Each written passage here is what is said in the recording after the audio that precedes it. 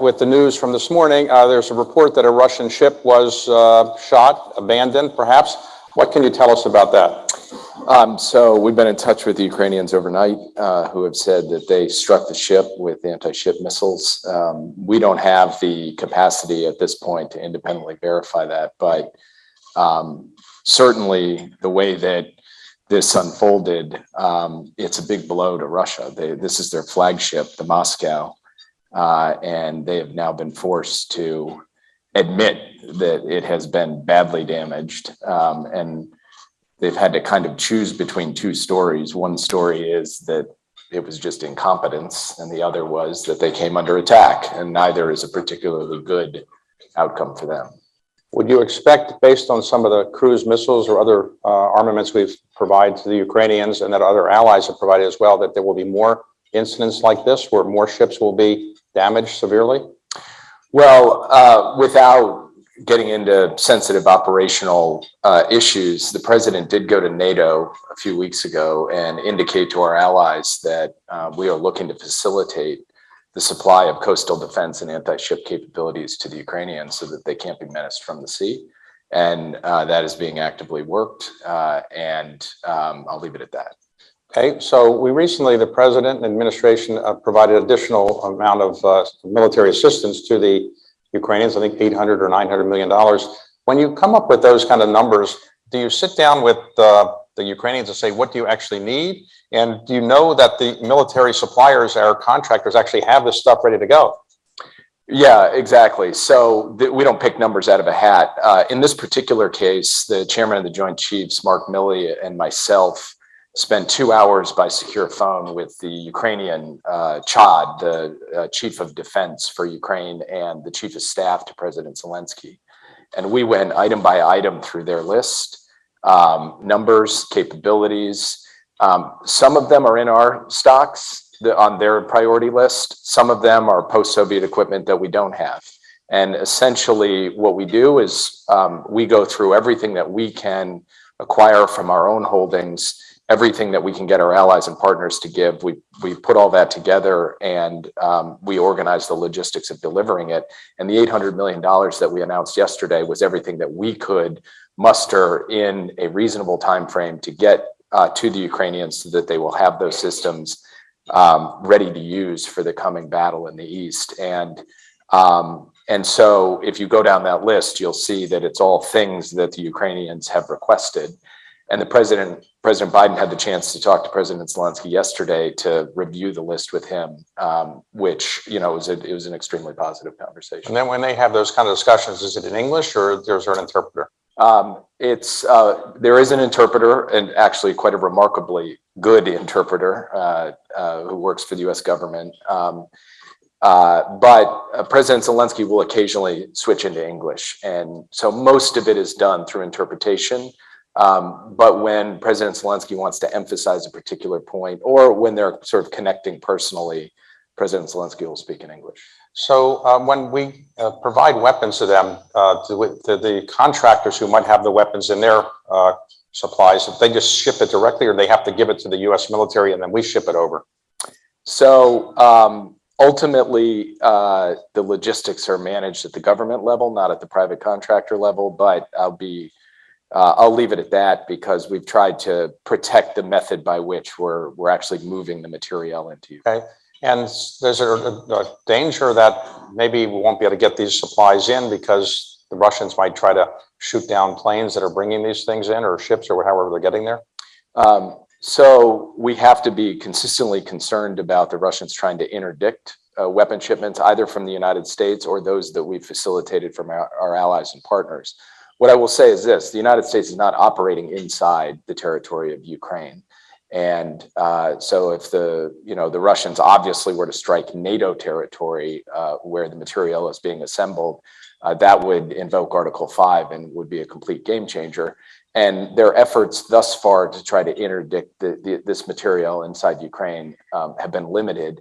But of course, that's something we are constantly watching. And so part of the effort is to ensure that there is a resilient and diverse method of getting equipment in. The president visited Poland recently, and was there any thought to his going into Ukraine?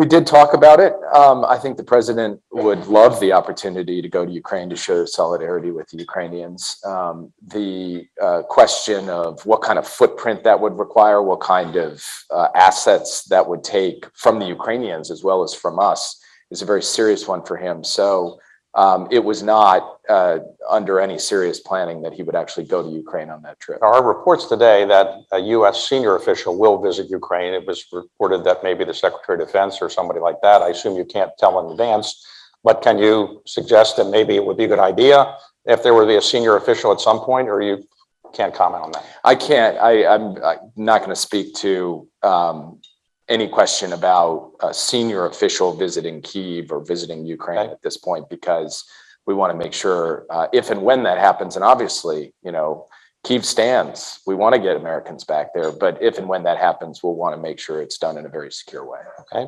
So the president recently said that what the Russians were doing was genocide. And was that a carefully constructed use of the word, or did it just happen and now you're saying, well, we agree with the use of the word genocide? Or is there any doubt that genocide is going on, and what are you going to do about genocide being? Well, the president said, after he said initially, you know, we've got a brutal dictator committing a genocide in eastern Ukraine, he was asked to elaborate on that by the press on the trip to Iowa a couple of days ago. And what he said is what he has assessed over the course of the past week, seeing everything that has come in, which is that the Russians and Putin seem to be hell-bent on erasing the very idea of Ukrainian identity as an independent identity. And when you combine that with the mass acts of killing, from the president's perspective, that's genocide. Now, he also said, that's from his perspective, there is a legal process our State Department goes through. The lawyers look at the terms of the Genocide Convention and make a determination as to whether, in fact, it meets the legal standard. That's something that will take quite a bit of time. But the president was quite deliberate in his own personal use of that term. How much longer do you think the fighting will continue in Ukraine? Is it a couple weeks, a couple months, a year or more? Do you have any idea? It's very hard to assess. I have said before from the White House podium that we believe there is a good chance that the fighting will be protracted, that this will go on for months or even longer, because what you're looking at is a substantial amount of territory in the east that the Russians are now going to see, and in the south that the Russians are going to seek to contest, and they're going to throw a lot at it, and the Ukrainians are going to resist. But you know, obviously, we should all offer some degree of humility in making projections about the course of this war, because it's uncertain as to how exactly it will unfold. The economic sanctions that the administration has imposed, along with our allies in Europe and other places, are they having any bite on Putin's ability to fight that you can see? Well, one of the ways in which they are hampering his ability to fight is a lesser focused on part of the economic pressure, which are the export controls. The United States and all of our Western allies, as well as our key allies in Asia, Korea and Japan, have all signed up to export controls on high-end inputs to defense technology. So Russia's ability to retool and replenish, because many of its systems rely on Western microchips and other Western components, has been severely limited, and they are exhausting the stocks of some of those high-end weapons. So that's a very direct way in which you will see that. And then more broadly, reducing the amount of money coming into Russia, reducing the Russian state coffers, and freezing or immobilizing hundreds of billions of dollars in their central bank has an impact on their ability to fund and fuel the war machine. But as long as the Europeans still need to buy Russian gas and oil, the Russians will still have some money that they can fight this war with. Is that right? It's fair to say that they're continuing to collect resources. And so I'm not sitting here suggesting we have so starved them of those resources that they literally can't field an army and continue to try to make progress on the battlefield. On the issue of European purchases of oil and gas, first, they just banned the purchases of coal. Second, there's more active discussion in Europe now, and more active discussion between us and Europe about what the future of that energy relationship is. And one thing the United States is doing very aggressively is taking practical steps to help Europe be able to wean itself off of Russian gas by increasing and intensifying the delivery of the supplies of U.S. liquefied natural gas. Is there any evidence that the Chinese are providing military equipment or financial aid in any way to the Russians that you know of? On military equipment, we have not seen that yet, but it's something that we constantly monitor. And of course, we don't have complete visibility at all times. So we have to keep intensively looking to see whether that's something that will happen. But at the moment, we have not seen that. On financial aid, that's a complicated question to answer because, of course, Russia and China have an economic relationship and there is continuing economic intercourse between Russia and China. But have we seen a kind of systematic effort to undermine, weaken, or defang the sanctions? At this point, we have not. But again, day by day, week by week, that's something we watch very closely. Are there any more economic sanctions left that you can actually impose? It seems as if you've imposed almost every economic sanction imaginable. Are there any more you have in your toolkit? I mean, what we have done is unprecedented in terms of a major economy to take this set of steps across financial sanctions, investment bans, the export controls I spoke about before. And what's also quite remarkable is more than 600 major companies leaving Russia of their own accord, American companies, European companies, and we're grateful to the ways in which the private sector has stepped up on behalf of principle and value. And there are now more companies that are making that decision as to whether they're going to leave. And of course, the United States there's always, as long as there is a functioning economy somewhere, more tools you could potentially bring to bear. We feel we've taken the major measures, but where our focus will be over the course of the coming days is on evasion. It's on, as Russia tries to adjust to the fact that it is under this massive economic pressure, what steps do they take to try to evade our sanctions, and how do we crack down on that?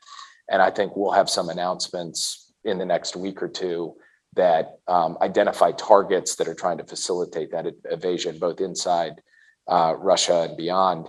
And then, of course, there's this issue of energy in Europe, and that's an ongoing conversation with Europe. Every war comes to an end, or at least has an armistice at some point, it seems. So at some point, this presumably will end. I don't know how long that will be. Nobody knows. But when that happens, do you think these sanctions will automatically be lifted as a result of the negotiations, or it's not a foregone conclusion the sanctions would be lifted? It's not a foregone conclusion. A lot of that depends on what the shape and scope of that diplomatic agreement is, and a lot of it depends on what the Ukrainians, in consultation with us and the Europeans, come to agree to. We're not going to do a deal over the head of the Ukrainians where we give a bunch of sanctions relief to Russia. But if some measure of sanctions relief were built into some credible diplomatic solution led by the Ukrainians, that's something that we would happily discuss with them. Okay, what about the oligarchs and their yachts and other possessions? Are you likely to give them back as part of a deal as well, or is that off the table? And won't they be available for reparations of some type? In other words, so you can sell those yachts. I will say one thing that I was not deep on before taking this job was laws on asset seizure and forfeiture. I have come to learn quite a bit about it. There are authorities we have, and there are further authorities that maybe we could develop. And that's something we are actively looking at.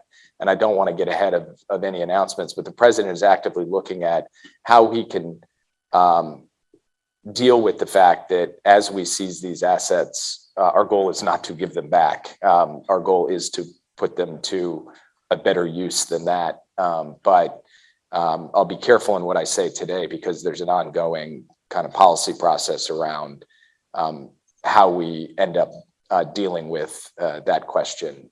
But rest assured that the goal is not just to sit on them for a while and then pass them all back. Okay, so when we are sending weapons over to the Ukrainians, are they trained in the use of these weapons, or do we have to spend a lot of time training them? So this is one of the factors that we consider in terms of what we supply. They can much more easily integrate Soviet systems into their current operational formations. Just bringing a new weapon system from the United States and handing it over to a bunch of guys who have been working largely with post-Soviet systems could be maybe more disruptive than additive. So some of our things are easily handed over and used, and javelins are a good example of this. We trained the Ukrainians over years on the use of javelins, and so they now have the capacity to pass that training on to others, and that's a pretty seamless process. For other types of systems, they do require some degree of training. In fact, Lloyd Austin was just sort of publicly showing how we are doing a limited amount of training on some of these other systems, but we're trying to do it on systems where you can do it rapidly, not over the course of months or years. For some of the higher end stuff that the United States has, it is a months or years process. And then there's a separate question. It's not just about, can someone point and shoot with a given weapon? It's how is it maintained and sustained and repaired? What is the logistical tail for it? How do you build an entire ecosystem to be able to deploy it in the fight? So there are some systems for which it just doesn't make sense because it would end up being a drag. But that's a constant conversation that we have with the Ukrainians about that piece of the puzzle. The question of, is this actually really usable in any kind of reasonable time frame? Okay, so is there any red line that the Russians could cross that would force us to go into Ukraine? In other words, let's suppose weapons of mass destruction were imposed in Ukraine by the Russians. Is that a red line that would force us to send troops or other things into Ukraine, or there is no red line? What we have consistently said with respect to the use of chemical or biological weapons is that there would be severe consequences on Russia, and we've said nothing more than that in terms of detailing them in public. We have communicated directly to the Russians our views on this subject, and we've consulted closely with our allies, and I'm going to leave it there. Okay, you don't want to give a tip about what you're telling them? No. Okay. Not today. Not today. Okay. So is there any ongoing negotiation that's kind of by the Abramowitz or anybody that's trying to negotiate a peace here? Is there anything going on now behind the scenes that you can hint at, or there's nothing really going on? There is a negotiation that's going on. Putin just spoke to it a day or two ago, where he described it as being at a dead end, but they should keep working. And the Ukrainians have expressed a view that it has been a difficult slog, but they think remaining invested in trying to see if there's a negotiated solution is a good thing. We have not been direct participants in any negotiation. Because we believe this is something where the Ukrainians should be in the lead and we should be in support. But we have regular consultations, and I will have a further consultation today with my counterparts in Kyiv by secure phone on what they're thinking. But we're not actively involved in any negotiation. But we have intelligence that picks up what they're saying, or we don't know what they're saying? We get reports from the Ukrainians, so I don't think this is one where they're trying to hide the ball on it. They're sharing with us the progress or lack of progress at the negotiating table. So in this administration, what you've done in the war is to release previously classified information that was declassified relatively quickly. So on where the Russian troops were, and on theoretically what Putin has been saying. Is that a novel technique? Are you happy with it? Is it had any good benefit that you know of yet? Essentially declassifying things quickly and saying to the Russians, we know what you're thinking and saying and what you're doing. So we do think it's had a positive benefit. We do think novel might not be the exact right word, because the declassification and public presentation of intelligence has been done before, but the tempo and the manner in which we did it, particularly in the lead up to the war, I'm not familiar with another example of that. And the reason we did it is really twofold. The first was to rob the Russians of the element of surprise, which they had in Crimea, and we did not want them to have here. The second was more important, which was the Russians are masters of making things murky. How did this start? Were the Russians forced into it because of some provocation or pretext by the Ukrainians? We wanted to rob them of that as well and show that this was premeditated, long planned, that we knew what the plan was, that we knew roughly what the time frame was. And so when it happened, the world would know that this was a brutal war of choice imposed by Putin and Russia on the Ukrainians, and not some conflict that began because things spun out of control. We believe that we were very successful in that, and actually were able to rally the world to respond, not just aggressively over time as they scrambled to figure it out, but very, very rapidly. Within days of the invasion, we had imposed the most sweeping sanctions in a coordinated fashion with the Europeans, the Japanese, others that have ever been applied against a major economy, as I said before. And that could not have happened if we had not been painstakingly, systematically doing these declassifications and building this coalition for the moment when the Russians acted. And when you declassify something, does it have to be declassified by the President of the United States? Does he have to sign off on it? Is that the only way you declassify things? He has the ultimate power and authority to declassify, and he gave broad strategic direction that we do this. But in terms of the individual pieces, there is a process that involves the intelligence community to ensure that sources and methods are protected. So we deferred to the intelligence community to say, we're okay with that, we're not okay with that. So when you declassify something that says Putin said this to somebody, doesn't it kind of make Putin wonder whether you have human intelligence right around him, or you're picking up his communications by technical means? Does that kind of make you nervous that when you say this is what he's saying in almost real time, isn't that dangerous a bit? This is what protection of sources and methods is all about. It's a kind of a seemingly technocratic phrase, but what it really means is if you put a piece of intelligence into the world, can your adversary readily determine what the source of that information was and shut off that source? And so we will only put pieces of information in the world where we have confidence that they cannot do that. That's what the analysis with the intelligence community is. And that's why they will green light certain things we can say and red light other things. I found myself in a kind of awkward situation of late where it's a common thing for a national security advisor to say, I don't comment on intelligence matters, but we've been commenting very broadly on intelligence matters over the last few months. So maybe the better way to say it is, I don't comment on intelligence matters where commenting on them could harm our national security, and I do comment on them when it can help our national security. And that's been a kind of a careful, very thoughtful, very systematic, very prudent process that has been managed at senior levels across the Director of National Intelligence, the CIA, the NSA, all the different agencies of our government. So would the president prefer and the administration prefer, when this fighting is over, at some point it presumably will be over, that Putin stay in power or not stay in power? Well, the president has spoken to his views on this subject quite emphatically. And, what he said when he was asked about that, he said, look, I'm not going to hold back in expressing just the absolute and utter moral outrage of what this person is doing. I mean, out of nowhere, for no reason, initiating and then leading the industrial scale destruction, devastation, and human toll of this conflict. It's barbaric, it's outrageous.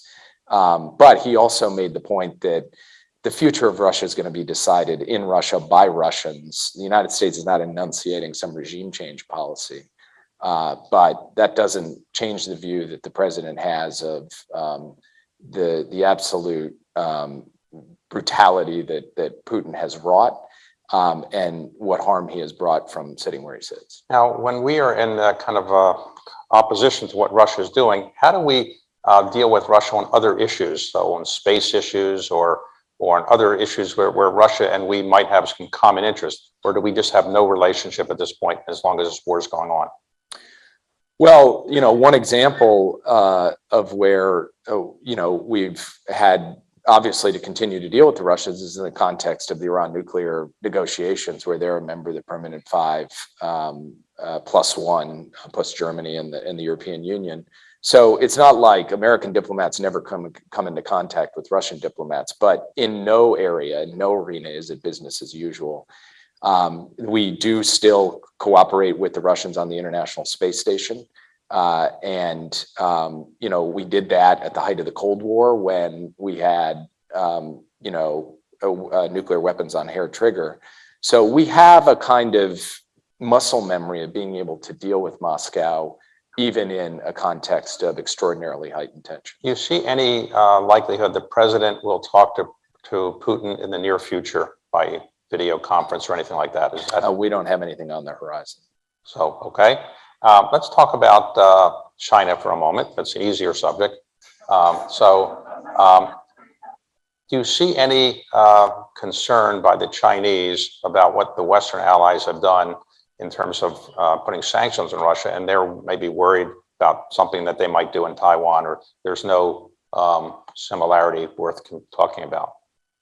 Well, certainly we have expressed our concerns about China taking efforts to unilaterally change the status quo, and we think they are carefully looking at what's happening in Ukraine to learn lessons writ large, including with respect to Taiwan. Now, for the U.S. ourselves, the situation with Ukraine and the situation with Taiwan are not the same. Our relationship with Taiwan is governed by the Taiwan Relations Act. Our security partnership with Taiwan is governed by the Taiwan Relations Act. And, you know, one of the things that we have focused on in the past several weeks is actually deep consultations with allies and partners, including in Europe, to say this kind of thing can happen in Europe. This kind of thing can also happen in the Indo-Pacific. And it's incumbent upon responsible countries in the world to send a clear message that any type of aggression is unacceptable wherever it happens. So if China were to invade Taiwan in some way, because our official government policy is that we would defend Taiwan?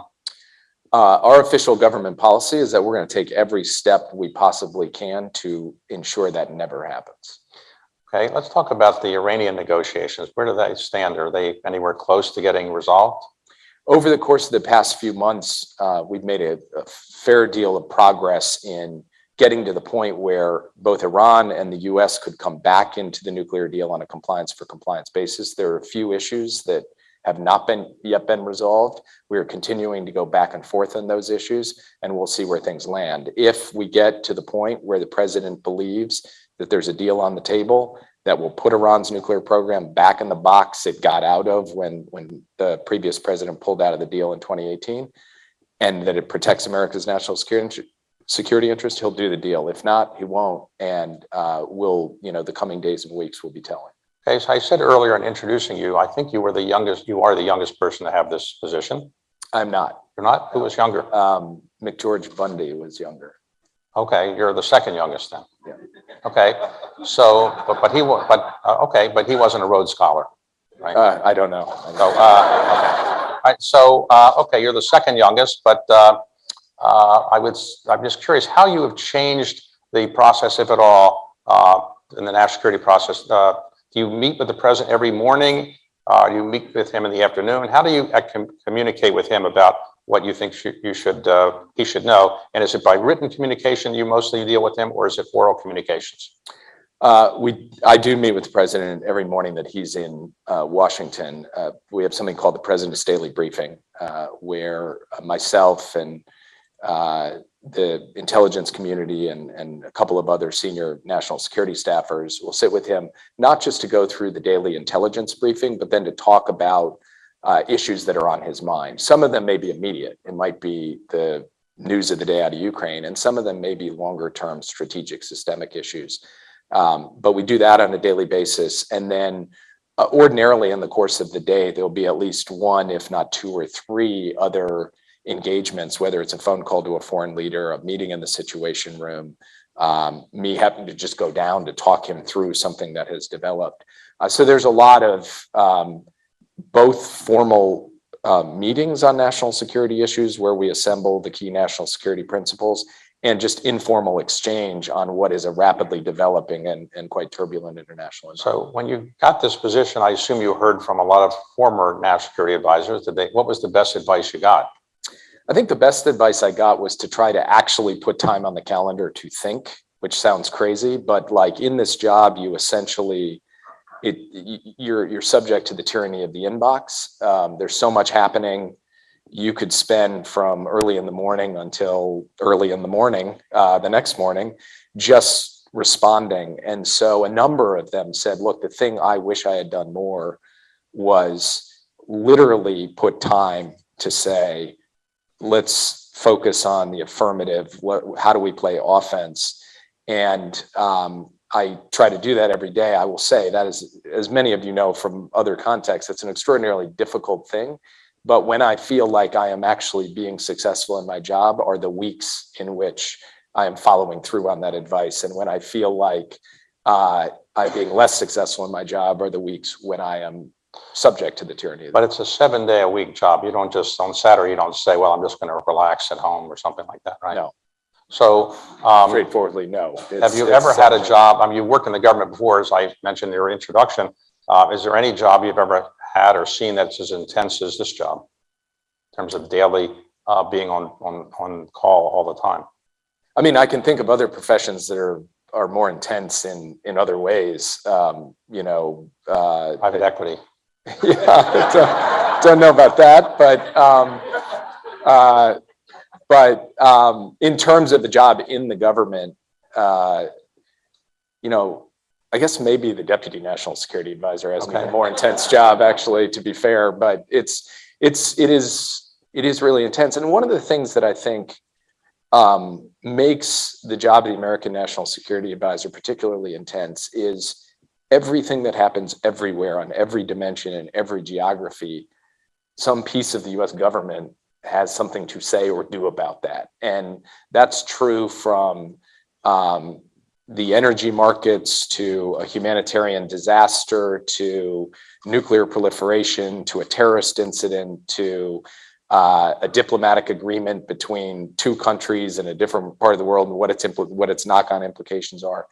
And the amount of information that you have to process rapidly every day, and then the knowledge of the system to be able to say who actually really knows what's going on here and who needs to be empowered to do something about it.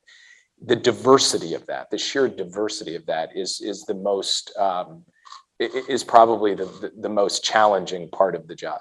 So how do you relate to the Secretary of State? Historically, the Secretary of State and the National Security Advisor often didn't get along. Sometimes they did, but how do you relate? How many times a day do you talk to the Secretary of State? Tony Blinken's such a not nice person that it's just very difficult to deal with him. But no, we actually have a tremendous relationship. We've known each other for years. We've worked in government together before. I think we have a similar operating style. We don't always agree on every issue. In fact, we debate a lot of issues, but we do so, I think, in a constructive way that is not just the two of us working through an issue personally. It's it's the National Security Council and the State Department effectively working through things.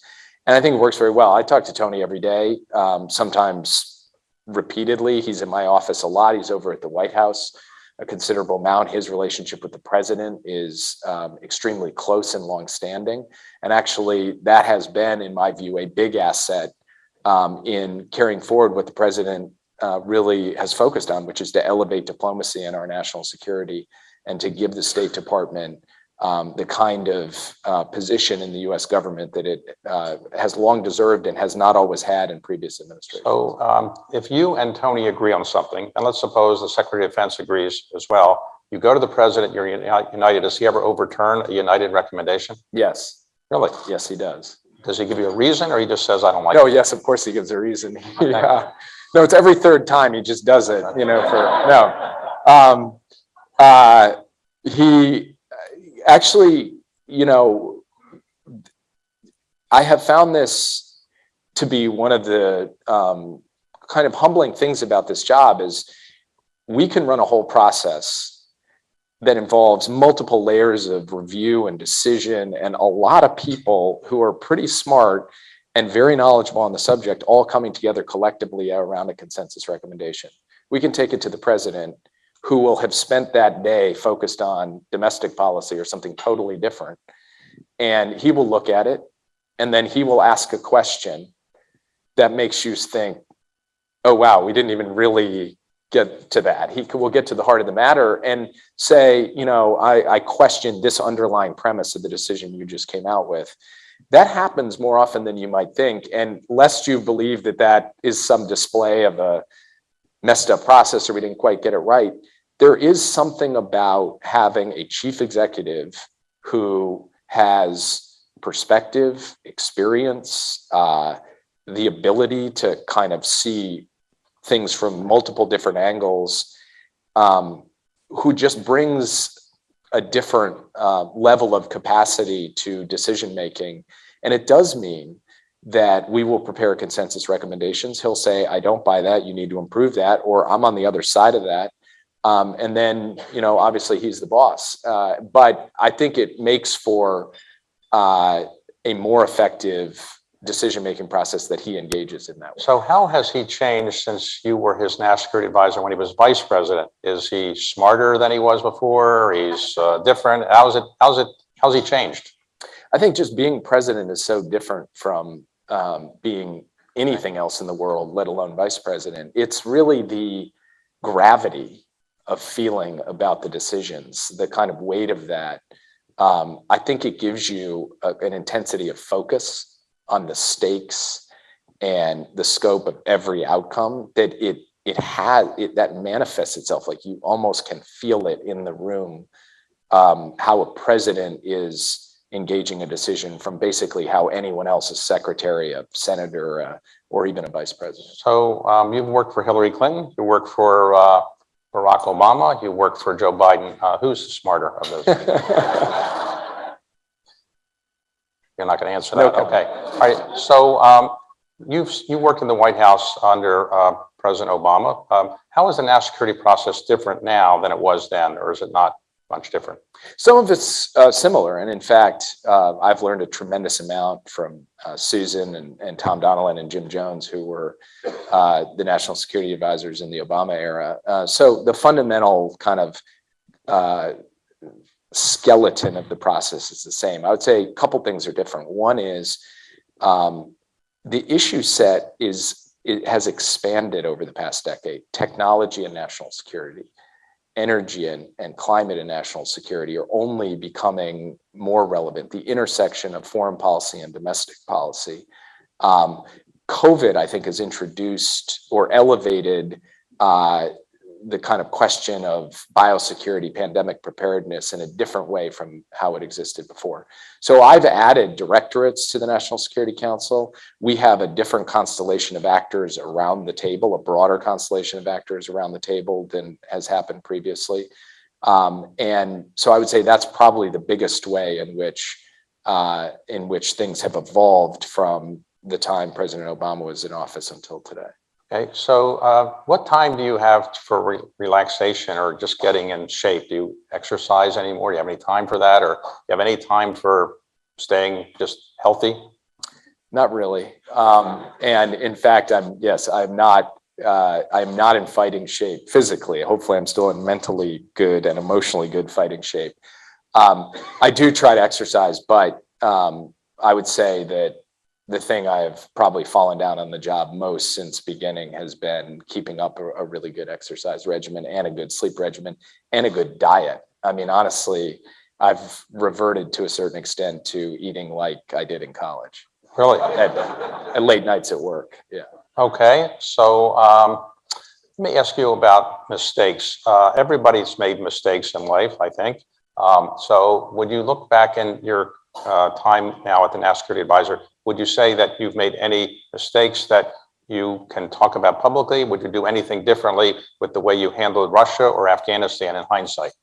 I think anyone who tells you after a year and some months in any job, let alone a job of the kind of complexity of national security advisors, say, no, I don't think I really made any mistakes, they should be fired because they're not, properly assessing either their own performance or how they could improve. So yes, of course, I've made mistakes. I mean, I do think that I will be guarded in kind of bearing my soul here about what I think they were, because I think that has implications.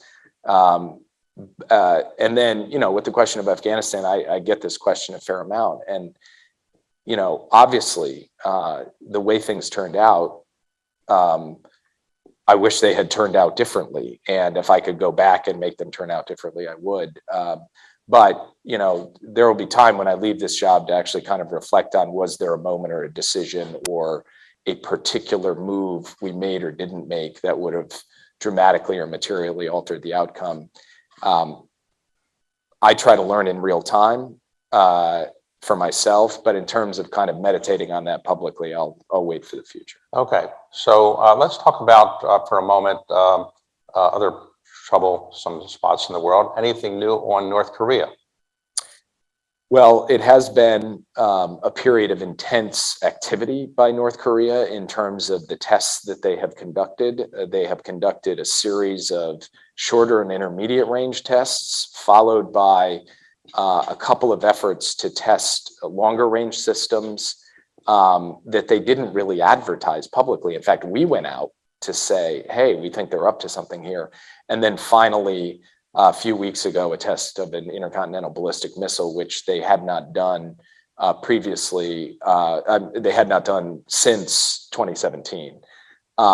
So yes, they are in a pattern of provocation, a pattern of testing. We expect that will continue. I think you will hear more out of North Korea in terms of its efforts to advance its nuclear program and its missile program in the weeks and months ahead. And we are coordinating closely with both the outgoing and incoming ROK government, with Japan. And I was just in Rome a few weeks ago with my Chinese counterpart, Yang Jiechi. And so we were talking to Beijing about this as well. But does North Korea today have an intercontinental ballistic missile that's nuclear tipped that can get to the United States? North Korea has tested an ICBM. They did so back in 2017. They did so again just a few weeks ago. They obviously have nuclear weapons. And the last test they had of a nuke was back in 2017. And we know they have an arsenal of them. The question of whether they can mate a nuclear warhead to an intercontinental ballistic missile, fire it, and actually have it hit a target as they would want to in the continental United States, that is something that is not yet proven. So far, Israel and India have not been supportive of our positions on Russian sanctions. Is that disappointing to you, or do you think that there's a justification for it and you're okay with it? I guess our view on this is that we cannot think about quote unquote support for our Ukraine policy or for sanctions or other things as a strict on-off switch. For us, this is an ongoing process, a work in progress. President Biden spoke with Prime Minister Modi earlier this week. We're not trying to beat other countries over the head that have been more reluctant to get on board. What we're trying to do is move steadily towards a greater consensus, both around what Russia has done here and around what the right ways to respond to it are. India has a long-standing relationship with Russia. They're not situated with them the same way we are, or Europe is, or Japan is. But it's something that we're working on. And the same thing is true with Israel. And I think you've seen, particularly out of Israel, an increasingly robust stand on particularly the atrocities that we've seen out of Bucha and Kramatorsk and elsewhere. And we hope to see more of that. So every morning you wake up, you have to deal with all the problems in the world. If you eliminate Russia and China, what are the biggest things you're worried about right now?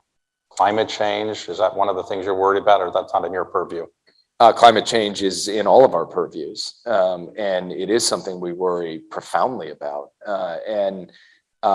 The question of how to mobilize collective action and collective resources to effectively stay below 1.5 degrees, while at the same time dealing with an energy transition that is putting real pressure on the pocketbooks of working people in the United States and elsewhere. That has all kinds of policy dimensions to it, including geopolitical dimensions. And so that is something that we are taking a hard look at. There's also the question of the global refugee crisis and the ways in which displaced people the world over, that is being exacerbated by climate change and exacerbated by COVID. Last thing is food security. One of the factors that we need to weigh because of the war in Ukraine is Ukraine is a major supplier of food. Some of that food has been disrupted from getting to market because the Russians are sinking civilian ships in the Black Sea, or at least disabling ships in the Black Sea. And so figuring out how we make sure that people don't go hungry, that hunger doesn't lead to instability, and so on down the line. That's a major focus of ours as well, these knock-on effects of what's unfolded here because of Putin's aggression in Ukraine. So your career has seemed to be built toward getting this position because you've had many jobs that prepare you for it. Now that you've got the position that you're prepared for, are you happy with the job, and do you wish you hadn't prepared for this job? It depends on the day you ask me, I suppose.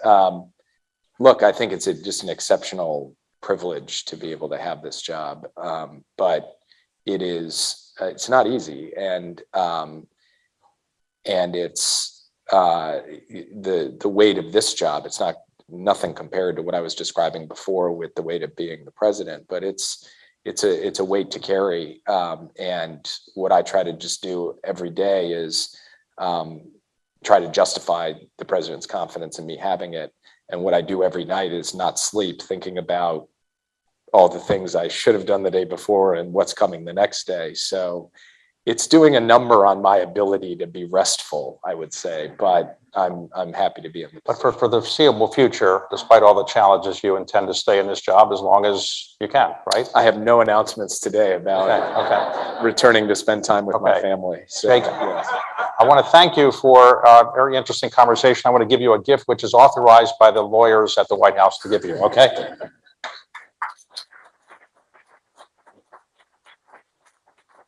Okay, this is from Washington, D.C. All right.